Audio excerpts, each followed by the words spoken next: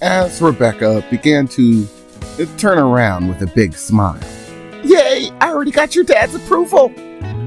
Come on, Rebecca, I replied, still feeling frustrated. My father was not helping the situation. I gotta get out of this armor, I said, giving it a bit of focus as I unlatched everything, removing the armor and let my appearance return back to normal. That's a little bit better. Still freaking sore from last night, though. Oh my god, it's you!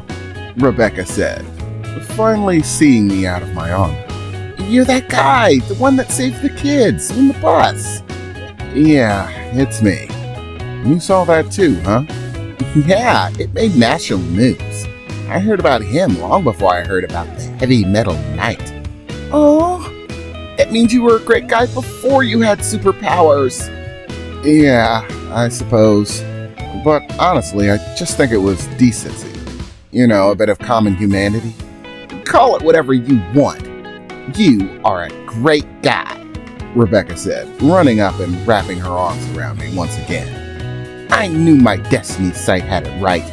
And what a looker, she said, smiling up to me. Well, if you're done fawning over your new girlfriend, we have serious things to talk about, Vicky said, as she cracked open a beer sitting on the couch.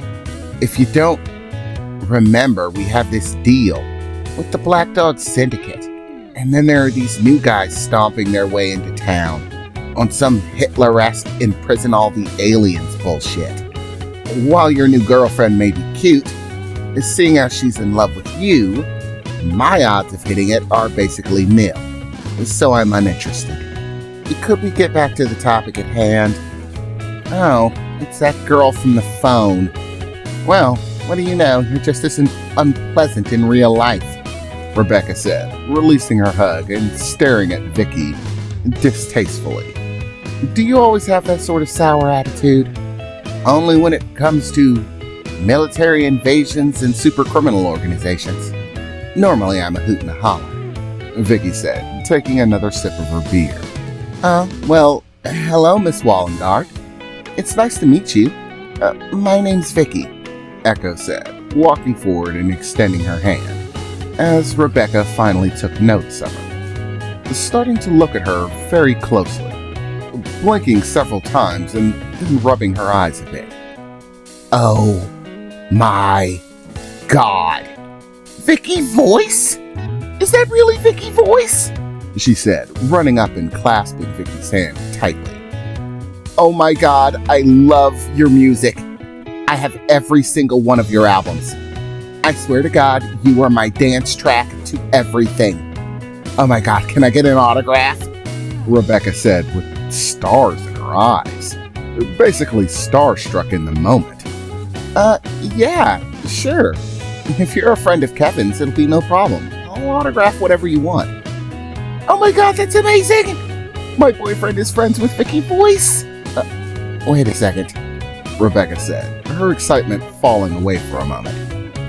You're not interested in my boyfriend, are you? She said, beginning to look at her seriously.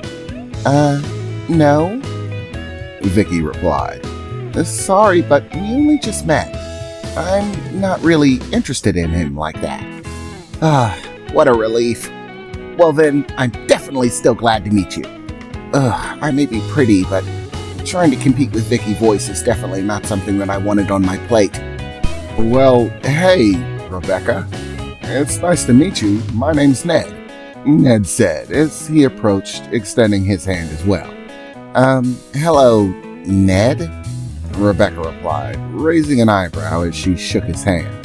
Oh, you on the other hand, I do have competition with. What? What did I do? You're his friend, right? The one that wants to be his sidekick?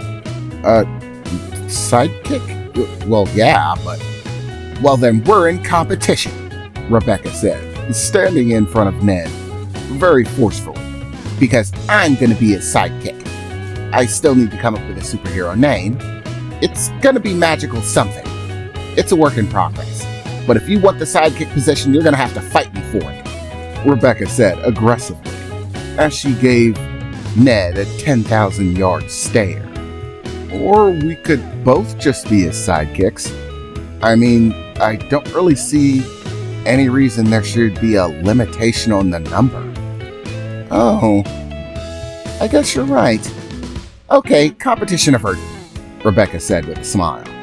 I can't believe she didn't think of it until just that moment. And her shifting mood is really troublesome.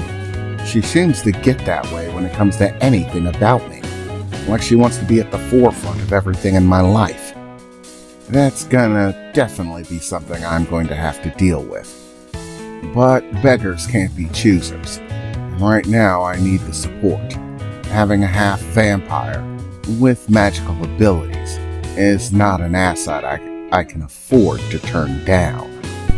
Whoa, what are those? Rebecca said, as she noticed the fish tank beyond Ned against the wall of my apartment, beginning to approach it, looking inside to see all of the symbiotes swimming around.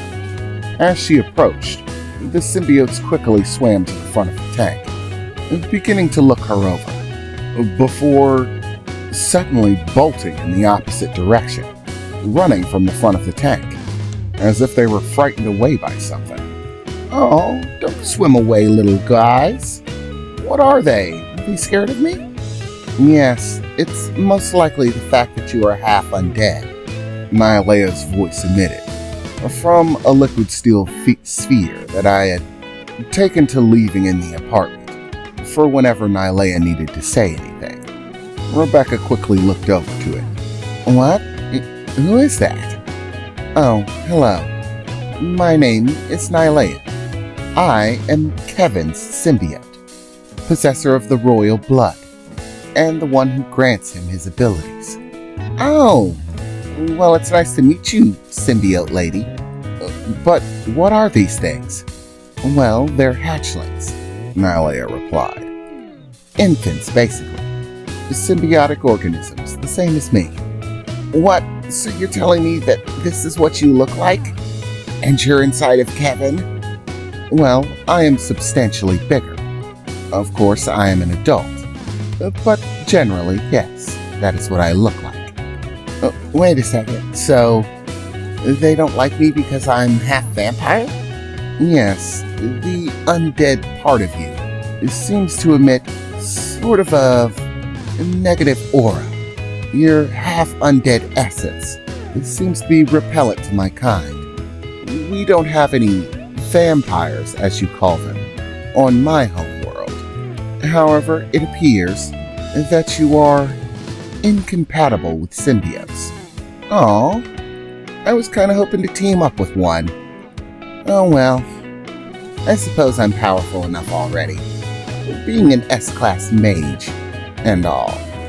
Okay, so now that everyone's introduced, I think it's time to get down to brass tacks, I said, staring around the room, as everyone tried to straighten themselves up and get serious for a moment, as we began to discuss what our plans were for the Black Dog Syndicate, this new ACF unit, and how to deal with the never-ending onslaught of new problems that seem to be presenting themselves, filling in Rebecca on all of the gaps in knowledge that she had regarding our situation, and step by step beginning to come up with a plan, a course of action, and trying to take everything we could into account when coming up with it. There was no question that the odds were stacked against us. Our numbers in comparison to them were minuscule, and we had, at maximum, 1 week before a solid decision had to be come to when the deal offered by the Black Dog Syndicate would reach its time limit. Rebecca's ability to use magic definitely threw a new spark into things. Vicky could also use magic, however, most of the magic that she knew was primarily focused around defense against dark forces, werewolves, monsters, and things of that nature. She didn't know any combat magics. But piece by piece, we began to assemble what might attest to a master plan. With 1 week on the table, the battle for New Star City was about to be underway.